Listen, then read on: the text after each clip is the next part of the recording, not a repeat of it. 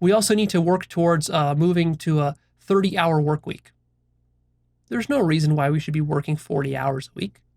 The whole point of developing wealth and infrastructure in society is that we can get to work less and less, and the less we work, the more free time we have towards self-actualization, consciousness work, awakening, and being creative, and spending time in relationships, intimate relationships with our family and with our children and our spouses.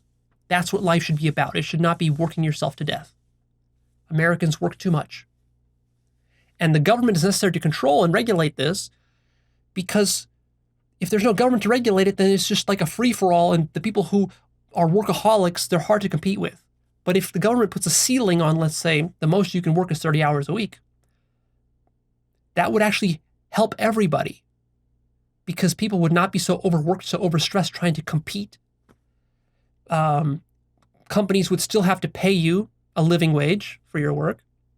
And we have enough wealth in the country to be able to afford that. There's no reason why Walmart couldn't cut their employees' time to 30 hours a week and still be profitable. It can easily do that. Same thing with Amazon. It could still do that and be profitable. So there's no reason why not.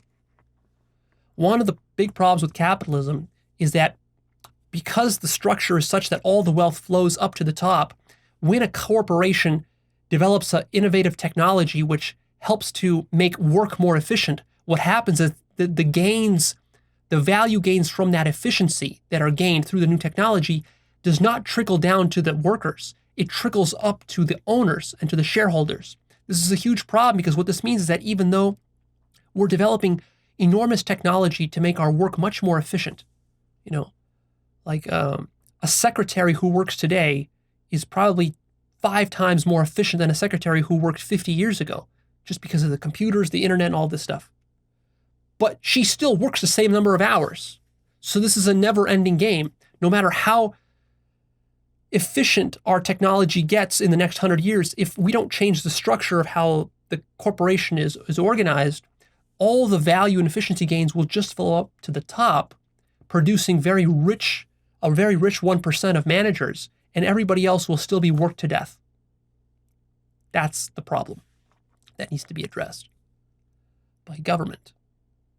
We need regulation against crunching. Some employers, they force their employees to crunch. They pay them a salary. They're not hourly workers. But then the salary basically says that, well, the employer gets to tell you to do anything that they need done. And so they might ask you to work for 60 hours a week or 80 hours a week. This needs to be made illegal. I know an industry that I worked in where crunch is a huge problem, and really one of the reasons that I ultimately left the industry is the video game industry. I used to be a video game designer. I worked at 2K Boston, who manufactured or designed BioShock.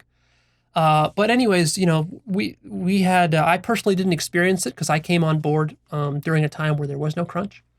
But there were horror stories in that studio where to launch BioShock, people had to crunch for 8 months, working 60, 80-hour weeks for 8 months straight. This is extremely common in the video game industry, but it's also common in other industries, like in the legal industry. Sometimes it's common, and elsewhere. This is very, very unhealthy. It's not a conscious way to live life, and it needs to be regulated for the same reason that steroids need to be regulated within sports. Because if you allow steroids in sports, then everyone has to one-up somebody else, and people just have to take more and more and more steroids, and it becomes totally unsustainable to the point where it's impossible to even compete unless you're taking massive doses of steroids.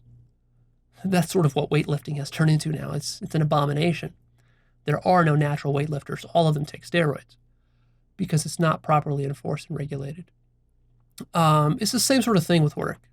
If you just allow people to work as much as they want, then what they do is, workaholics end up ruining it for everybody else, because then you have to compete with those damn workaholics.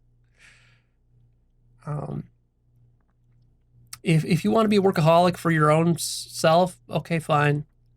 But don't expect everybody else around you to try to follow you and to keep up with you, because you're throwing your life away. I hope you know that. As a workaholic, if you're working 68-hour weeks, you're pissing your life away. And the only reason you're doing it is because you're unconscious. You don't know what you're doing. You don't know what healthy living or healthy work is like.